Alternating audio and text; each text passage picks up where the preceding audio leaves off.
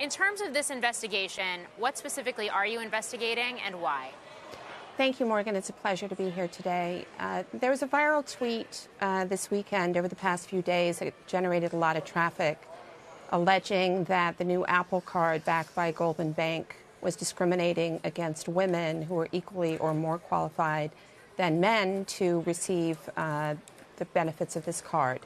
And discrimination based on gender in financial services or any other protected class is illegal in New York, and DFS said we'll take a look, and that's what we're going to do.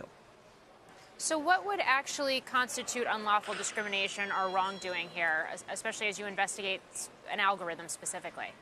Yes, great question. Algorithms don't get immunity from discrimination. It's the person who uses the algorithm, the company that uses the algorithm, that is responsible to make sure that it's not being used with discriminatory impact against protected classes.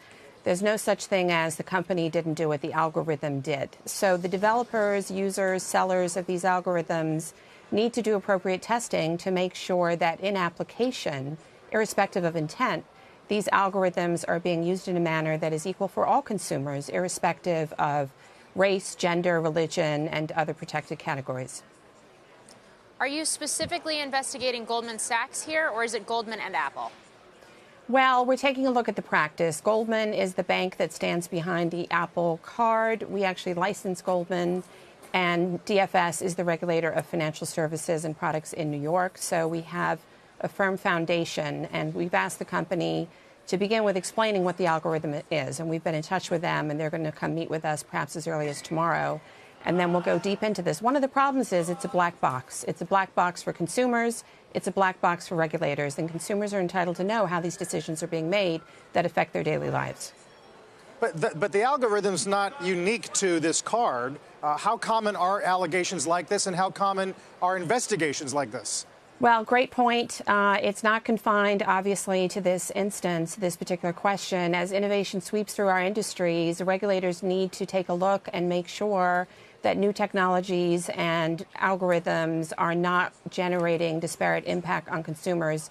Whether the intent is there or not, disparate impact is illegal. And just a couple weeks ago, DFS sent an inquiry to United Health Group because its subsidiary Optum, according to a study publicized in the Washington Post and I think the Wall Street Journal, was having a disparate impact on black patients in hospitals, which is, these types of issues and allegations, if these are true, it's very corrosive. Trust in government is a major issue right now.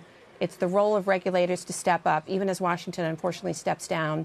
The states have got to be there to make sure that these kinds of discriminatory practices are not being tolerated. You mentioned the black box problem. I'm wondering why it is still a problem, why there isn't greater transparency, and who that would fall on. Is it a state issue to actually add more transparency to these processes?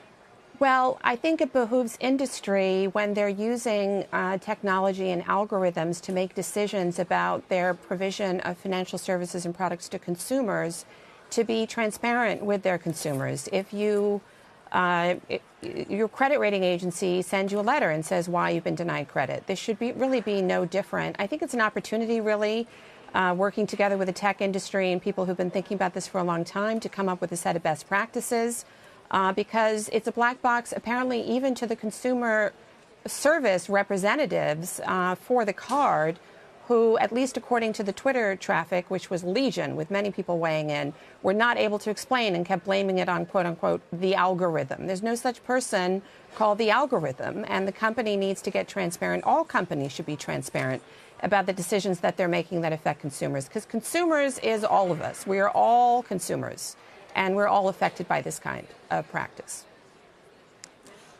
Finally, do you have any thoughts as to whether, if we were to agree theoretically that there's a lack of transparency here, that it comes from either the Goldman or the Apple side?